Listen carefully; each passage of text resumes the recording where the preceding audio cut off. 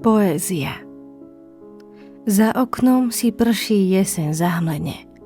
Na stole tancujú sviečok plamene. Na počálke čaj a jeho vôňa, z ktorej sa rímy v hlave rodia. Keď píšem, v srdci horí mi plameň. Múza sťabí čarovný prameň a túžba pradávna odveká. Ako keď človek miluje človeka. Ako vášeň, ktorá zobúdza, ako nevednúca nevedza, ako anjel, ktorý učí sa lietať. Tak poézia splanúť vie tak. Ako lásky kvet vie rozkvitnúť, ako spojenie vieš rozvinúť, ako osud, čo čakal na teba, z teby najkrásnejší darebák. A tak milujem písať a stále som v tom.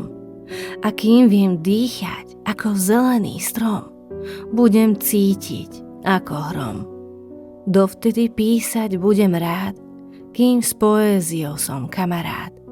A i keď ona dávno pôjde spať, snívať o nej budem rád. Ak sa ti páči poézia, pozývam ťa na prvý bratislavský poetický Open Mic.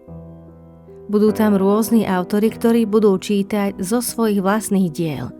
Takúto príležitosť si nenechaj ujsť. Tak sa vidíme.